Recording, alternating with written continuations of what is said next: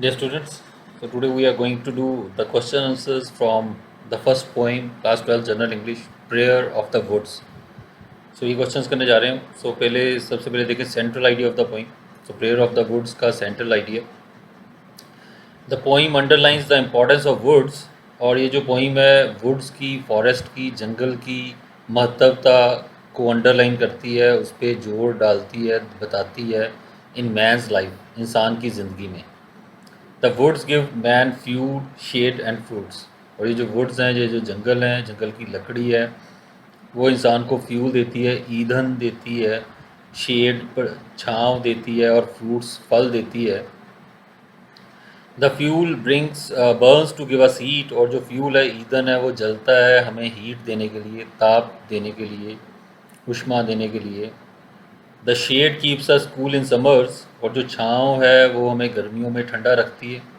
The juicy fruits refresh us. और जो juicy fruits हैं हमें तरोताज़ा करते हैं. And quench our thirst. और हमारी प्यास को बुझाते हैं.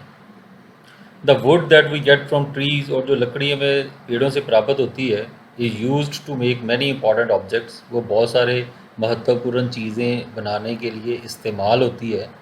ए beam, a table, a bed, a hoe, a door, all these things are made of wood. तो ये सारी चीज़ें, जो बीम है, शतीर है, छत के नीचे जो लगाते हैं, टेबल हो गया, बेड हो गया, हो, फावड़ा, कुदाली जिसे खोदते हैं, कई जैसे कहते हैं, डोर, दरवाज़ा, ये सारी चीज़ें लकड़ी की बनी होती हैं. The cradle of a baby and the coffin of a dead person are also the products of wood. और यहाँ तक कि क्रैडल ऑफ बेबी, बच्चे का झूला, और coffin of a dead person, किसी मृत व्यक्ति के लिए, लाश के लिए जो ताबूत होता है, कफन होता है, लकड़ी का बना हुआ ताबूत जिसमें उसके रखा जाता है, ये भी वुड के प्रोडक्ट्स हैं, ये भी लकड़ी से ही बनते हैं. The woods arouse feelings of kindness and beauty in the heart of man. और ये जो वुड्स हैं, जंगल है, जंगल की लकड़ी है, ये काइंडनेस और ब्यूटी, दयालुता और खूबसूरती को पैदा करते हैं, पनपने देते हैं इन द हार्ट ऑफ मैन, आदमी के दिल के अंदर. दे अपील टू मैन. वो इंसान को अपील कर रहे हैं, प्रार्थना कर रहे हैं, to listen to their prayer, कि वो उनकी प्रार्थना को सुने, उनकी प्रेयर को सुने.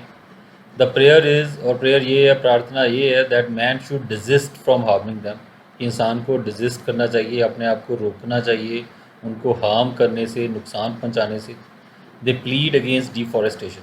और वो डिफॉरेस्टेशन के खिलाफ, जंगल काटने के खिलाफ, पेड़ काटने के खिलाफ प्लीड कर रहे हैं, विनती कर रहे हैं कि पेड़ों को ना काटा जाए. ठीक है. सो ये सेंट्रल आइडिया था, उसमें बताया है इंपॉर्टेंस क्या है वुड्स की. पहले तो वो बताइए क्या क्या चीज़ें हमें देती हैं वुड्स. ठीक है. फ्यूल, शेड, फ्रूट्स, ये सब देते हैं. और हीट भी देते हैं सर्दियों में, और गर्मियों में हमें कूल रखते हैं, हमारी प्यास बुझाते हैं जो फल मिलते हैं जंगलों से, पेड़ों से. और उसके बाद बताया कि बहुत हर चीज़ जो लकड़ी से, लगभग हर ज़रूरी जो सामान होता है वो उससे बनता है. और बच्चे के पैदा होने से लेके इंसान के मरने तक हर जगह पे लकड़ी का प्रयोग होता है. और यही वो कह रहे हैं कि हम इतना कुछ आपके लिए करते हैं, बदले में सिर्फ यही चाहते हैं कि आप हमें नुकसान ना पहुंचाओ, पेड़ कम काटो. यही उनकी प्रार्थना है. अब उसके बाद read the lines given below and answer the questions that follow. So in lines को हमने पढ़ना है और नीचे क्वेश्चंस के आंसर देने हैं. सो इन्हीं लाइंस के ऊपर बेस्ड क्वेश्चंस हैं. I am the heat of your hearth on the cold winter nights, the friendly shade screening you from the summer sun, and my fruits are refreshing draughts quenching your thirst as you journey on. So first question है, how can the woods give us heat as well as coldness? So woods हमें heat, ताप, और coldness, ठंडापन, से दोनों चीज़ें हमें कैसे दे सकते हैं. So मतलब गर्मी भी देते हैं, ठंडक भी देते हैं, ऐसा कैसे है. The woods give us fuel. So woods हमें fuel देते हैं, ईंधन देते हैं जिसको हम जला सकते हैं, which we burn, जिसको हम जलाते हैं, to get heat, हीट प्राप्त करने के लिए. सो लकड़ी जो है उसको जला के हीट मिलती है हमें. The leafy branches of the woods. और जो लीफी ब्रांचेज हैं, जो उसकी टहनियाँ हैं पत्तों से भरी हुई, वुड्स गिव अस शेड. वो हमें शेड देती हैं, उसकी शाखाएं जो पत्तों से भरी हुई हैं वो हमें शेड देती हैं, छाँव देती हैं. विच कॉजेज़ कोल्डनेस. और उसकी वजह से कोल्डनेस महसूस होती है, ठंडक महसूस होती है. नेक्स्ट क्वेश्चन है, name the figure of speech used in the line the friendly shade screening you from the summer sun. तो ये जो लाइन है friendly shade screening you from the summer sun, इसमें कौन सी फिगर ऑफ स्पीच यूज़ की गई है? सो फिगर ऑफ स्पीच के बारे में डिटेल में बात करेंगे एक अलग वीडियो में। सो फिगर ऑफ स्पीच होती क्या है, मतलब जिस ढंग से कोई चीज़ लिखी जाए उसको मतलब 4 कैटेगरीज में हम बांट सकते हैं। पोइम्स में 4 तरह की फिगर ऑफ स्पीच यूज़ होती है। So that is metaphor, simile, alliteration और पर्सोनिफिकेशन। तो ये 4 हैं, चारों का मतलब क्या है वो अलग वीडियो में बात करेंगे। फिलहाल इसका एक फिगर ऑफ स्पीच की बात कर रहे हैं। The figure of speech used in this line is alliteration. So इसमें जो फिगर ऑफ स्पीच यूज़ की गई है वो एलिट्रेशन है। और एलिट्रेशन क्या होती है, जैसे एक ही साउंड, एक ही वर्ड जो है वो बार बार रिपीट होता हो। जैसे यहाँ पे हम देखें friendly shade screening you from the summer sun, स की आवाज़ जो है और एस जो है वो रिपीट हो रहा है। शेड में भी एस है, थोड़ा सा स ये श मिलता जुलता है। उसके बाद स्क्रीनिंग में भी स है, समर सन। सो स जैसे एक तरह का जो ट्यून, एक तरह की आवाज़, एक तरह की साउंड जब रिपीट होती है उस चीज़ को एलिट्रेशन कहते हैं। सो इसलिए जैसे यहाँ पे हम देख रहे हैं एस की साउंड है, रिपीट हो रही है, इसको फिगर ऑफ स्पीच को क्या कहते हैं? एलिट्रेशन। एलिट्रेशन की स्पेलिंग देख लेने, ALLITERATION। सो नेक्स्ट क्वेश्चन है, और बाकी जो फिगर ऑफ स्पीच है उसके बारे में जैसे मैंने बताया अलग वीडियो बनाएंगे, उसमें डिटेल में सारे समझाएंगे क्या क्या होती हैं। List the things the woods give us. वो चीज़ें लिस्ट करो, वो बताओ जो वुड्स हमें देते हैं, जंगल हमें देते हैं। The woods give us heat in winter. So winter में हीट देते हैं, गर्मी देते हैं सर्दी में। शेड इन समर, और समर्स में, गर्मी में छाँव देते हैं। And juicy fruits in all seasons, और सारे सीजन्स में जूसी फ्रूट्स भी देते हैं हमें। A large number of tools, furniture and objects of our daily use. So काफ़ी सारे, बहुत सारे टूल्स जैसे हमने पहले देखा हो, और भी ऑब्जेक्ट्स जो हैं, और फर्नीचर, ठीक है, और objects of our daily use, हमारे रोज़ की इस्तेमाल में आने वाली चीज़ें, are also made of wood. वो ये चीज़ें भी जो सब है ये भी वुड से बनी होती हैं। और डी पार्ट है, what does the line refreshing draft refer to? जो रिफ्रेशिंग ड्राफ्ट्स जो लाइन है, सो रिफ्रेशिंग वाला होता है तरोताज़ा करने वाला, ड्राफ्ट्स मतलब घूंट, जैसे किसी लिक्विड का घूंट हम पीते हैं मान लो। तो ये रिफ्रेशिंग ड्राफ्ट जो है इसका मतलब क्या है, इस पोइम में इसको क्या रेफ़र कर रहा है? सो फर्स्ट ऑप्शन है juicy bites of the fruits. So juicy bites fruits के, और दूसरा है licking rain drops fallen on the fruits.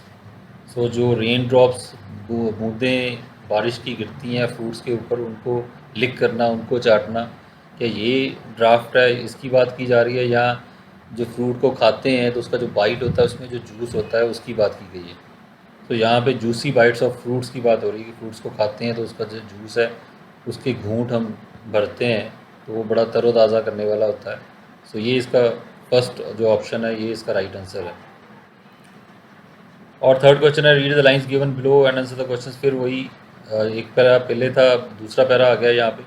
तो यहाँ पे पैरा में दिया गया है, I am the handle of your hoe, the door of your homestead, the wood of your cradle and the shell of your coffin.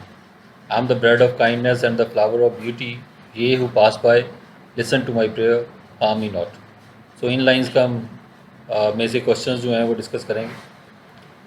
So first question है, write down the line in the poem that explains the statement. वो line poem की बताओ जो इस statement को, इस कथन को एक्सप्लेन करती हो, समझाती हो। The wood accompanies us from birth till death. So वो कौन सी लाइन है जो हमें बताती है कि जो वुड है, लकड़ी है, हमें बर्थ से लेके, जन्म से लेके डेथ तक, मौत तक एकम्पनी करती है, हमारा साथ देती है। The line the wood of your cradle and the shell of your coffin denotes that, और ये जो लाइन है, ठीक है, पोइंग की ये वाली line, wood of your cradle and shell of your coffin, denote करती है, ये दर्शाती है that the wood accompanies us from birth till death, कि जो वुड है वो एकम्पनी करते हैं, साथ देते हैं हमारा बर्थ से लेके डेथ तक, जन्म से मौत तक। सो जो क्रैडल है, झूला बच्चे का, वो बर्थ का प्रतीक है। और शेल ऑफ योर कॉफिन, जो कफन है, कफन का ताबूत है जिसमें लाश रखी जाती है, वो डेथ का ऑब्वियसली डिनोट करता है। सो इसलिए ये जो लाइन है, इस लाइन का मतलब यही है कि बर्थ से लेके डेथ तक वुड हमारा साथ देती हैं, हमारे साथ चलती हैं। और नेक्स्ट है, I am the bread of kindness and the flower of beauty. So ये भी लाइन पोइम में से ली गई है, bread of kindness flower of beauty, this means the woods give us. So इसका क्या मतलब है कि वुड्स हमें क्या देते हैं, जंगल हमें क्या देते हैं। सो इसमें ऑप्शंस दिए हैं, एक चूज़ करनी है, बिजनेस एंड लव देते हैं हमें, ठीक है, बिजनेस देते हैं और प्यार देते हैं, व्यापार और प्यार। फूड एंड डेकोरेशन, ठीक है, भोजन और डेकोरेशन, सज्जा। काइंड फीलिंग्स एंड लवलीनेस, या दयालुता भरी भावनाएं और प्यारापन। सो इसका क्या मतलब है kindness and flower of beauty का, इन तीनों में से। तो इसका मतलब यही है, काइंड फीलिंग्स एंड लवलीनेस। सो दयालुता भरी फीलिंग और प्यारापन वो हमें देते हैं जो जंगल हैं, खूबसूरती भी देते हैं और काइंडनेस भी देते हैं। और सी पार्ट है, who is the speaker in the poem. So poem का स्पीकर कौन है, वक्ता कौन है, बोल कौन रहा है पोइम में। द वुड्स और the forest is the speaker. So woods speaker है, वुड्स के लिए दूसरा वर्ड फॉरेस्ट लगा सकते हैं, स्मॉल फॉरेस्ट, जैसे छोटा जंगल जैसे होता है उसको वुड्स कहते हैं। सो वुड सिंगुलर हो तो एक्चुअली लकड़ी है। सो बार बार यहाँ पे वर्ड वुड्स आ रहा है, तो इसको कंफ्यूज नहीं करना। वुड वैसे लकड़ी है, वुड्स का मतलब लकड़ियाँ भी हो सकता है, बट जो वुड्स वर्ड प्लूरल में यूज़ होता है वो जंगल के लिए यूज़ होता है ज़्यादा। तो ये जंगल, छोटा जंगल कह सकते हो। सो जंगल जो है वही स्पीकर है। और आखिरी पार्ट है, what is the prayer of the woods to the human beings. और प्रेयर ऑफ वुड, जंगल की क्या प्रार्थना है ह्यूमन बींग्स को। The prayer of the woods to human beings, और जो प्रेयर है, प्रार्थना है वुड्स की ह्यूमन बींग्स को, इज़ वो ये है that they should not harm them, कि वो उनको हार्म ना करें, नुकसान ना पहुँचाएँ। So these are the question. So यही क्वेश्चन है, एक सेंट्रल आइडिया है, उसके बाद 2 कॉम्प्रीहेंशन वाले पैराग्राफ्स हैं इसमें, तो वो हमने सारे कर लिए हैं। So I hope it is clear to you. Okay, thank you, goodbye for now.